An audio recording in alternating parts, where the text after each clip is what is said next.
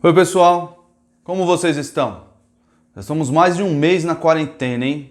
Bastante tempo. Espero que vocês tenham estudado bastante a Bíblia de vocês, como eu sempre lembro. A gente tem que remir o tempo, aproveitar o tempo que nós estamos em casa. Pode brincar, pode jogar videogame, mas não esqueçam de estudar. Eu sei que alguns de vocês estão estudando aí pela internet, as matérias da escola. Não esqueçam, aproveitem esse tempo para entrar numa disciplina e ter a disciplina de ler a Bíblia todos os dias. Isso é muito importante para a vida de vocês, ok? E nós vamos continuar o nosso estudo acerca do ministério de Elias, mais precisamente, claro, o Deus a quem Elias servia, que é o nosso Deus, o Deus a quem nós servimos hoje. E nós vamos começar agora nesse vídeo, e se estenderá até o vídeo da noite, a melhor parte do ministério de Elias, na minha opinião. A melhor parte. Por quê? Porque Elias vai propor um desafio. Vocês gostam de desafio? Eu gosto muito. Como se fosse um campeonato. Campeonato, sei lá, de futebol, de vôlei para as meninas, futebol para os meninos, o esporte que você gostar. É um campeonato, um desafio, um duelo. Um duelo entre Deus, o Deus de Israel, e Baal. Baal a quem o rei Acabe e a sua esposa Jezabel e o povo também como um todo estavam servindo. Esse é um grande problema que estavam enfrentando naquela época. Então, Elias vem propor o quê? Um desafio entre Deus de Israel e Baal. Acompanhem comigo, acompanhem atentamente para ver quem vai vencer esse desafio. Quem vai vencer? Deus ou Baal? É um desafio que Elias propôs para que todos assistissem, para que todos vissem. Quem é que vai mandar a chuva? Lembram que estava uma seca já há 3 anos? Eu disse isso nos vídeos anteriores. Mostrei para você lá no começo do capítulo 18 de 1 Reis. 1 Reis, nós estamos no capítulo 18. Já pegue a sua Bíblia, se você ainda não pegou sua Bíblia, dê pause no vídeo, vai pegar a Bíblia e o caderno. Pegue a Bíblia e o caderno e anote as lições que nós vamos mencionar aqui, tá ok? Então lembre-se que lá no começo do capítulo 18, depois de 3 anos, Deus falou para Elias: vá se apresentar ao rei Acabe, porque eu vou mandar a chuva. Deus tinha um método específico, ele ainda não mandou a chuva, ele queria primeiro que Elias se apresentasse ao rei Acabe, certo? E aí, teve Obadias encontrou Elias e tiveram aquela conversa e Elias falou: tudo bem, hoje mesmo eu vou estar com Acabe. Elias disse para Obadias. E aí eles vão se encontrar e é a partir daí que nós vamos estudar hoje, certo? Então pegue sua Bíblia, 1 Reis 18, no versículo 17, 1 Reis 18. Lembre-se, nós estamos começando um campeonato, um desafio, um duelo entre o Deus de Israel, que é o Deus a quem Elias serve, e Baal. Vamos ver quem ganha esse desafio. Vejam aí na sua Bíblia, abra sua Bíblia em 1 Reis, deixa marcado, porque nós vamos estudar toda a história de Elias, e essa é a melhor parte, você não pode perder. 1 Reis 18, versículo 17, olha o que está escrito aí, acompanha a leitura comigo. Vendo, disse-lhe, quem estava vendo? Acabe viu Elias e perguntou para Elias, teve a audácia de perguntar para Elias. Acabe viu Elias e perguntou: és tu o perturbador de Israel? Nossa, ofensivo, não é? Sim, era exatamente isso que Acabe queria causar em Elias, uma ofensa. Mas Elias não ficou quieto, não. Elias sabia o que estava acontecendo. Por que Acabe usou esse termo perturbador de Israel? Porque Elias tinha predito a falta de chuva. E tudo que os israelitas estavam sofrendo por causa da seca, fome, desgraça, os animais morrendo, tudo aquilo foi por causa da profecia de Elias. Então Acabe, com toda a sua audácia, querendo realmente ofender, falando: ó, você, Elias, que causou a desgraça, Foi você, Elias, que nos trouxe essa fome, essa seca. Você é perturbador. É você o perturbador de Israel? Vejam o que Elias responde. Elias não fica calado, ele faz o rei Acabe lembrar por que Israel está perturbado. Lembrem-se que foi Deus que enviou o sofrimento, foi Deus que causou aquele sofrimento, mas tinha um motivo muito claro, que Acabe parece ter se esquecido. Olha lá, no versículo 18, respondeu Elias: eu não tenho perturbado a Israel, mas tu e a casa de teu pai. Elias está falando, não sou eu perturbador, é você, rei Acabe. Por quê?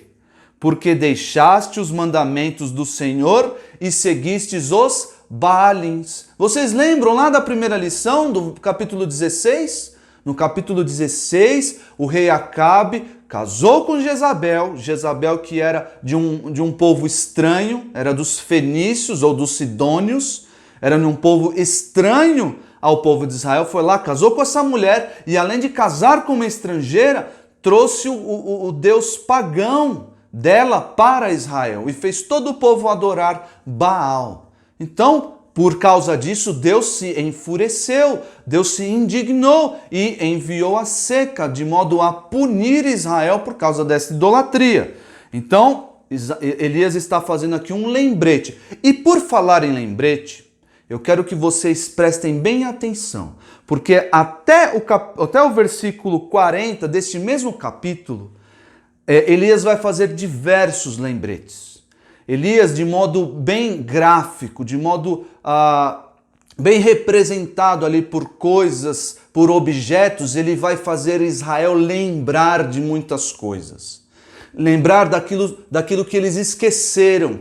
E esquecendo, estão adorando a Baal e não Deus verdadeiro, não Deus Israel. Então lembre-se disso, porque vai servir para a nossa aula de noite também, tá bom? Elias está querendo lembrar, e o primeiro lembrete dele é que a perturbação veio sobre Israel porque o rei Acabe deixou os mandamentos do Senhor e seguiu os Baalins. Por que está escrito Baalins e não Baal?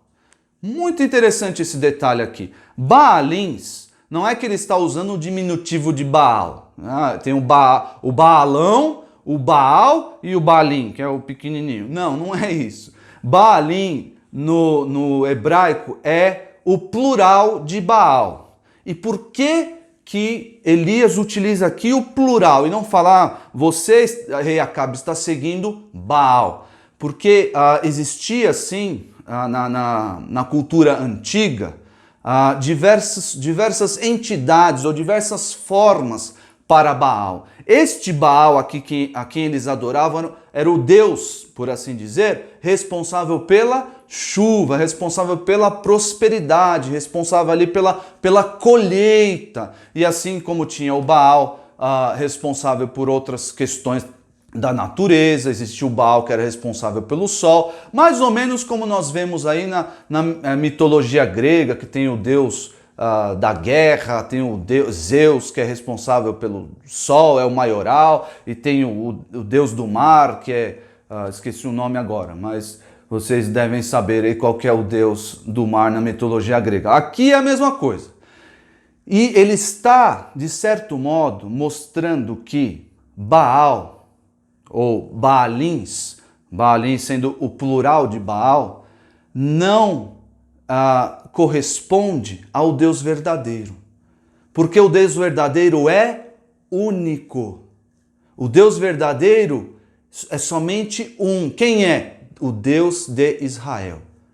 Não são vários deuses. Um cuida aqui da colheita, o outro cuida da chuva, o outro cuida do sol, o outro cuida das finanças, e assim são um panteão de deuses aí. Não.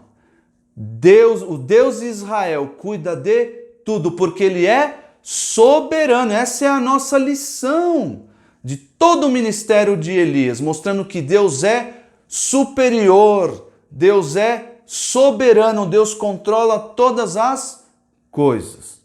Por isso que ele usa esse termo aqui, Baalins, em contrapartida ao Deus verdadeiro, ao Deus que é único, o Deus de Israel que controla tudo. Muito bem, E agora vai começar o desafio. Você aí que torce para o Corinthians, o Palmeiras, o Flamengo, Fluminense, sei lá, o Ceará, onde você estiver no mundo, Barcelona, Real Madrid, São Paulo, Santos, se bem que Santos, vocês são muito novos para torcer para o Santos, mas independente, pense agora no seu time que você gosta, vai começar o campeonato, o desafio, o duelo entre Deus, Israel e Baal. E o que nós precisamos para que esse duelo aconteça? O que nós precisamos? O primeiro elemento desse duelo, desse campeonato, o primeiro elemento que nós podemos ver no versículo 19 é que ele precisa de um lugar para acontecer, não precisa? O duelo lá de futebol não acontece no campo de futebol? No estádio de futebol? Acontece no estádio de futebol. Você já foi num estádio de futebol? Eu já fui, é muito legal, é muito grande, é imenso aquilo lá. É enorme, cabe muitas pessoas no estádio de futebol. Então nós precisamos o que Elias precisava para formar esse duelo, esse campeonato.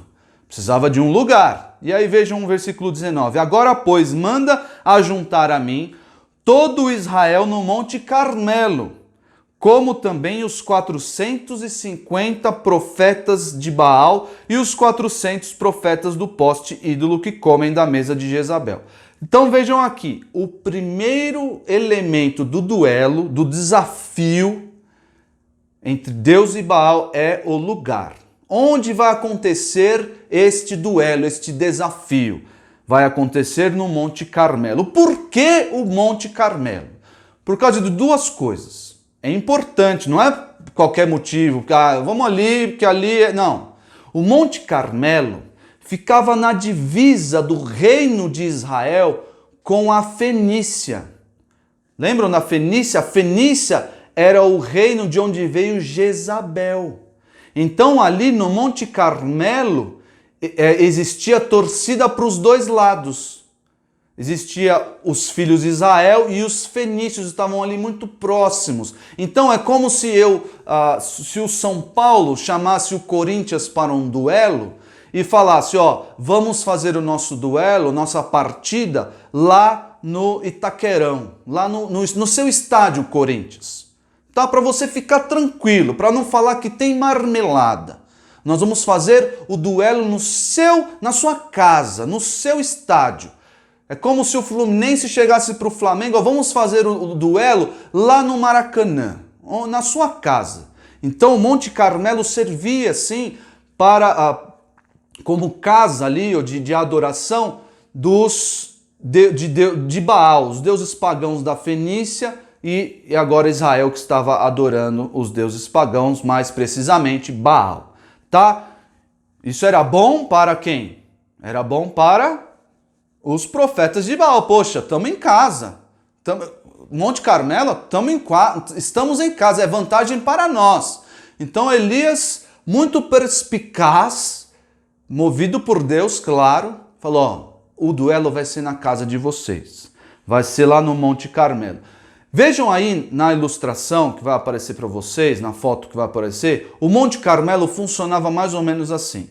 Era um lugar elevado, vocês podem ver aí, um lugar elevado, onde não é necessariamente como no estádio. No estádio, a plateia fica no lugar elevado e os jogadores jogam lá no campo, lá embaixo, certo? Então, aqui era diferente. No Monte Carmelo, o desafio, o campeonato, o duelo aconteceu nessa parte elevada, vejam aí nessa parte elevada, e as pessoas ficavam ali no vale, na região do vale, vendo de baixo para cima o que estava acontecendo no monte, certo? Então isso dava uma visibilidade maior, as pessoas conseguiram assistir, muitas pessoas conseguiam assistir o que estava acontecendo ali no duelo, no desafio entre Deus e Baal. Então temos aí já uma arena de desafio, de duelo. O campeonato vai acontecer no Monte Carmelo. E o que mais nós precisamos para uma partida, para um desafio como esse? Nós precisamos do quê? Torcida. Claro, Se acontecer lá no monte e ninguém vê nada, de que vai adiantar? E lembrem-se que Elias queria fazer Deus, o Deus de Israel, conhecido a esta geração que não o adorava, que adorava o Deus de Baal. Então ele queria que essa torcida estivesse presente, que essas pessoas estivessem presentes e pudessem ver o duelo. Elias estava ali propondo, ó, vamos ver quem é que manda. Deus de Israel ou Baal? Era isso que Elias estava propondo. E o pessoal do lado de Baal estava confortável. Por quê? Porque já estavam em casa, no Monte Carmelo. Ali a gente manda. E aí quem vai vir assistir esse duelo, esse desafio? Chame os filhos de Israel. Acompanhe a leitura no versículo 20 do capítulo 18 de 1 Reis. Então enviou Acabe mensageiros a todos os filhos de Israel e ajuntou os profetas no Monte Carmelo. Ele já vem dizendo lá no versículo 19, né? Ó, manda juntar a mim todo Israel. Essa é a torcida, todo Israel.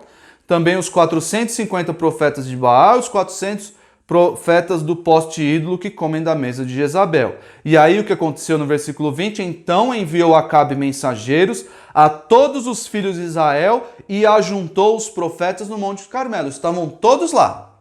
A torcida estava reunida, estava lotado. Gente de todo Israel, ó, vamos assistir esse duelo. Queremos ver quem que vai ganhar. Quem que vai ganhar? Baal, estamos aqui com fome. Eles estavam realmente querendo saber o resultado dessa partida, desse duelo. Porque eles estavam com fome. Quem que vai enviar chuva? Baal ou o Deus de Israel? Ou Jeová? Querem saber. Então eles vieram rápido para ver essa partida, esse desafio, esse duelo. E aí, sofrendo por causa da falta de chuva, queriam saber quem ia ganhar. E o que mais nós precisamos? Nós temos já o lugar, nós temos já a torcida. O que mais está faltando nesse jogo, nessa partida? Os jogadores, claro.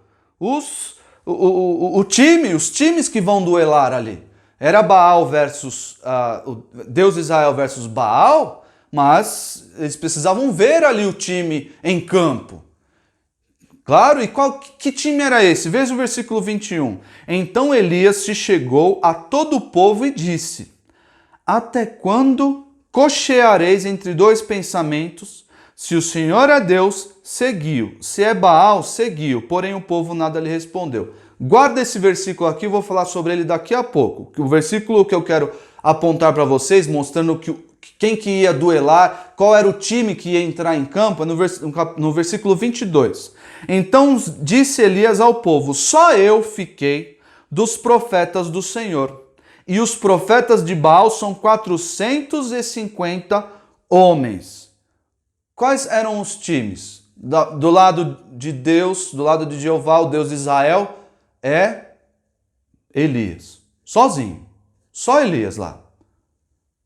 E do lado de Baal, 450 profetas. É um jogo justo? Não parece ser muito justo. Quem que está contando vantagem? Quem que está com a vantagem nesse duelo, aparentemente? É o pessoal de Baal. Por quê? São 450 contra Elias, tadinho. Só ele lá, sozinho. Coitado. É como uma formiga duelar com um elefante. Sozinho lá. O que será que esse Elias, esse perturbador aí de Israel vai fazer? Quem que vai ajudar ele? Quem que vai vencer esse duelo? Um time são 450 profetas e no outro time Elias. Mas aguardem, porque esse duelo reserva muitas surpresas. E surpresas muito boas. E Elias vai utilizar de recursos, como eu disse para vocês, de ironia, de recursos visuais, para que o povo, para que a torcida lembre quem é Deus de fato. O Deus de Israel, o Deus que tirou o povo do Egito, o Deus que sempre foi com eles. Então, agora volte os seus olhos para o versículo 21. Volte os seus olhos para a pergunta que Elias faz para o povo. Tá lá. Temos tudo montado. Temos o lugar, que é o Monte Carmelo, tá lá o estádio, onde vai acontecer o duelo, esse desafio, está lá, tudo montado. Está lá a torcida pronta para ver, querendo saber quem vai ganhar, porque dependendo de quem ganhar, eles vão ser beneficiados por causa disso, ia chover. Então, temos aí também os times em campo, os times estão lá. Elias de um lado e os 450 profetas de outro. E Elias dirige uma pergunta para o povo. Versículo 21. Então Elias se chegou a todo o povo e disse: até quando cocheareis entre dois pensamentos? Se o Senhor é Deus, seguiu. Aqui, se o Senhor, Deus de Israel, seguiu. Se é Baal, se Baal é Deus, seguiu. Qual foi a reação da torcida? Imagine Elias lá num estádio de futebol, pegou o microfone e falou: até quando vocês vão ter uma mente dividida? Quando cocheareis entre dois pensamentos, é isso, ter uma mente dividida. Você não saber para quem você torce, para quem, aqui no caso, quem você serve. Eu lembro de um amigo meu que é muito engraçado. Quando eu tinha a idade de vocês, sim, o tio já teve a idade de vocês. Faz tempo, mas eu já tive a idade de vocês. Quando eu tinha a idade de vocês, eu tinha um amigo que ele já torceu para todos os times. Quando o Corinthians ganhava, ele torcia para o Corinthians. Quando o Palmeiras ganhava, ele era palmeirense. Aí, quando o São Paulo ganhava o campeonato, ele era São Paulino. E volta e meia estava assim. A gente chamava ele de bandeirinha, porque o time ganhava, ele torcia. O time ganhava, outro time ganhava, ele torcia. Então era assim. Ele tinha o quê? A mente dividida com relação aos times. Não sabia para quem ele torcia. E o povo estava nessa. O povo não sabia para quem eles torciam. O que a reação do povo? O povo nada respondeu a Elias. Elias pegou o microfone e falou: vocês aí, vocês torcem para Deus ou para Baal? Cri, cri, cri, cri. Ninguém falou nada. Eles ficaram mudos, quietos. Vejam, abra sua Bíblia em Tiago 4:8. Como é um homem de mente dividida, que não tem certeza para quem torce, para quem serve, quem ele serve. Tiago 4, versículo 8. Tiago 4, 8, lá quase no final da Bíblia. Chegai-vos a Deus, e ele se chegará a vós outros. Purificai as mãos, pecadores, e vós que sois de ânimo dobre, aqui ó, mente dividida, limpai o coração. Vejam aqui a exortação que Tiago faz para essas pessoas de mente dividida. Era a mesma postura do povo naquela época, estava com a mente dividida. E eles não responderam nada. Eles não responderam nada. E eu quero terminar agora a história nesse ponto. Lembrando que a mensagem central dessa história, de tudo que eu contei para vocês aqui, é que Deus exige devoção exclusiva. A pergunta que Elias fez aqui era uma pergunta, pode parecer que dava aí ao povo uma certa escolha. Mas a resposta óbvia, resposta imediata deveria ser quem? Vocês seguem a quem? Quem é Deus? Quem é Deus? É o Senhor de Israel. O Senhor é Deus, não é Baal. Mas o povo estava dividido. Não sei, estou com o coração dividido, estou com ânimo dobre. Deus exige devoção exclusiva. E essa exigência vai se dar lá no final da história, que nós vamos ver no vídeo mais tarde. Mas para essa história, eu quero que vocês permaneçam com esta mensagem na cabeça, na mente. Deus exige devoção exclusiva. Nós não podemos ficar divididos entre Deus, o Deus de Israel, o nosso Salvador e qualquer outra coisa. Quer ver isso na Bíblia? Olhe para Lucas 16. Lucas 16, no versículo 13. É Jesus falando. Lucas 16, 13. Jesus falando. Lucas 16, versículo 13. Nós não podemos amar sequer a nossa própria vida mais do que o nosso Deus, mais do que Jesus. Ah, mas como é isso? Veja aí, Lucas 16, 13. Ninguém pode servir a dois senhores, porque há de aborrecer-se de um e amar ao outro, ou se devotará a um e desprezará ao outro. Não podeis servir a Deus e às riquezas. O que Jesus está dizendo aqui? Nós não podemos ter o coração dividido. Eu não posso servir a Deus, ter Ele como o meu Senhor, o meu refúgio, o lugar da minha segurança, da minha paz e outra coisa. Aqui no caso, Jesus aplica isso às riquezas. Onde está a nossa segurança? Em Deus ou nas riquezas? Vejam aqui como é uma pessoa com um coração dividido. Na verdade, uma pessoa que tem um coração dividido, ela está mais para as riquezas do que para Deus propriamente dito. Versículo 14 de Lucas ainda 16. Os fariseus que eram avarentos, o que é ser avarento? É querer, muito dinheiro, é ter amor ao dinheiro, isso é ser avarento. Então, Jesus acabou de falar, vocês não podem servir a Deus e às riquezas. E aí os fariseus que eram avarentos ouviam tudo isto e o ridicularizavam, zombavam dele. Como assim? Claro que podemos servir a Deus e amar as riquezas. Jesus disse que não. Nós não podemos ter a nossa segurança, o nosso coração dividido entre Deus e qualquer outra coisa. No exemplo que Jesus deu, são as riquezas. Mas, no começo do versículo, ele diz, ninguém pode servir a dois senhores. E eu quero deixar essa aplicação para vocês, lembrando que a mensagem é central. Deus exige devoção. O que é devoção, para você que está se perguntando aí? Eu falo para vocês essas palavras novas, mas é para vocês procurarem conhecer. São termos naturais da Bíblia. Então, Deus exige devoção exclusiva. O que é devoção? Eu dou a minha vida ao Senhor.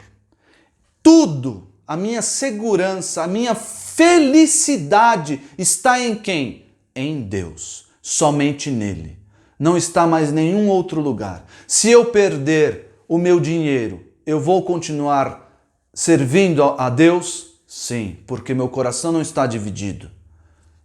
Se eu perder a minha família, é muito triste se isso acontecer, claro, mas o meu coração vai estar em paz, alegre em Deus, porque é Ele quem eu sirvo e Deus está sempre conosco. Essa é a vantagem. Deus, nós podemos perder tudo, mas Deus sempre está conosco. Sempre, porque Ele é onipresente, está ao nosso lado, Ele é onipotente para atender as nossas orações e fazer cessar o nosso sofrimento, e sempre está ali.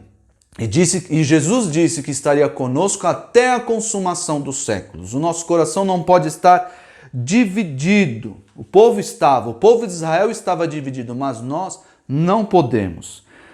E a primeira aplicação que eu quero apontar para vocês é que o povo de Israel se esqueceu.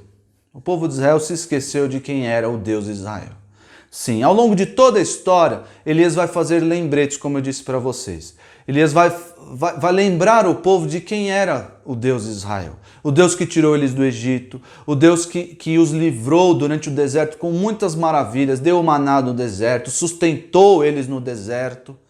O Deus que fez cessar o sofrimento, dando a eles a terra prometida. Olha tudo que o Senhor Deus fez. E o povo que estava adorando a Baal tinha esquecido do Deus. Eles não tinham convicções. Era um povo dividido. Não sei. Não tinha convicção. Por quê? Porque não conheciam o Deus de Israel. Nós temos que conhecer as obras do Senhor. Por isso que nós precisamos ler a Bíblia. Vocês precisam conhecer Deus. Conhecer o Deus de Israel e conhecer o Deus que é o nosso Deus, é o mesmo Deus. Então leia a Bíblia. Pais, vocês que estão assistindo, vocês têm a obrigação, o dever de fazer Deus conhecido dos seus filhos. É sua responsabilidade educá-los na admoestação do Senhor. É sua responsabilidade que eles conheçam o Deus de Israel, as obras de Deus, o que Ele manda, o que Ele requer de nós, a sua salvação, a salvação por meio do Evangelho do Senhor Jesus Cristo, tudo isso. Para quê? Para que nós tenhamos convicção. Quem você serve? A Deus ou a Baal? Deus. Tenho convicção. Eu conheço o meu Deus. Eu conheço o que Ele é capaz, o que Ele fez, o que Ele prometeu e o que Ele fará. Eu conheço. Segunda aplicação aqui é fortalecer essa convicção, para que a gente não seja ali cambaleante naquilo que acreditamos.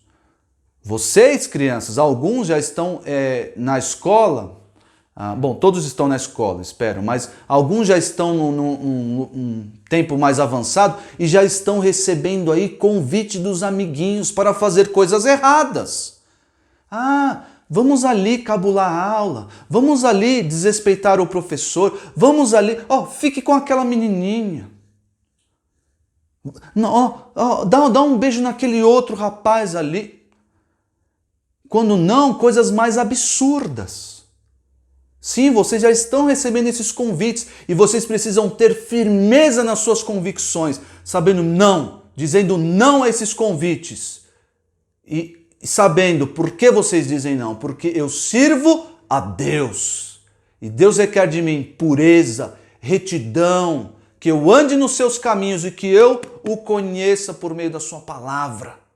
É esse Deus a quem sirvo e eu tenho firmeza nas minhas convicções. Vejam aí, abra a Bíblia em Tiago 4.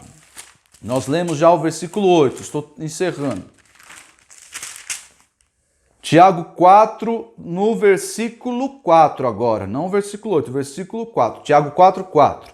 Infiéis, não compreendeis que a amizade do mundo é inimiga de Deus? Nós não podemos ter amizade com o mundo, com as coisas do mundo. Quais são as coisas do mundo? Imoralidade, desobediência, violência. Isso são as coisas do mundo. Não. Vejam aí, infiéis, essas pessoas que fazem isso são infiéis. Não compreendeis que a amizade do mundo é inimiga de Deus? Aquele, pois, que quiser ser amigo do mundo, constitui-se inimigo de Deus. Ou você serve o mundo, o Baal, que é este mundo, falso Deus, que é este mundo, ou você tem a sua segurança em Deus, ou você serve a Deus, porque Ele exige devoção exclusiva. Não pode, exclusiva quer dizer que não é só dele, de mais ninguém. A sua devoção, a sua segurança, a sua adoração, o seu amor tem que ser de Deus. Beleza? Se alguém ficou com dúvida, deixa o comentário aqui embaixo, a gente vai se falando. À noite tem mais, a história promete, é muito legal o que Elias vai fazer aqui. Então, à noite nós nos vemos. Para quem está vendo isso fora de noite, daqui a pouco nós nos vemos e nós vamos falar acerca do jogo. Nós falamos aqui que temos aí um lugar que vai acontecer a partida, temos os times no campo lá e a torcida está aguardando o que vai acontecer. No próximo vídeo nós vamos ver o jogo, o que um jogo precisa para acontecer. Acompanhe, eu espero vocês daqui a pouco. Tchau, tchau. Não desliga o vídeo. Eu esqueci o versículo de novo, tá bom? Versículo dessa semana para decorar. Decorem o versículo. Poucos de vocês estão me mandando o versículo decorado, hein? Quero ver mais gente mandando. Pessoal da igreja aqui, tá? Da Igreja Batista Redenção. Poucos estão me mandando o versículo. Eu não sei se vocês não estão vendo os vídeos, mas são poucas pessoas. Então decorem o versículo e me mandam o áudio, me mandam o vídeo, para eu saber se vocês decoraram, tá bom? O versículo dessa semana, que vocês têm que decorar nessa semana, é Jeremias 25:6. Jeremias 25:6 diz assim: Não sigam outros deuses para prestar-lhes culto e adorá-los. Tem tudo a ver com a nossa lição, né? Não provoquem a minha ira com ídolos feitos por vocês. Olha só, segunda lição. E eu não trarei desgraça sobre vocês. O que Deus fez com Israel? Trouxe desgraça. Por quê? Porque eles tinham se desviado da adoração a Deus e estavam adorando a Baal. Então, Jeremias 25, 6. Não sigam outros deuses para prestar-lhes culto e adorá-los. Não provoquem a minha ira com ídolos feitos por vocês, e eu não trarei desgraça sobre vocês. Jeremias 25, 6. Boa semana, que Deus abençoe vocês. Tchau!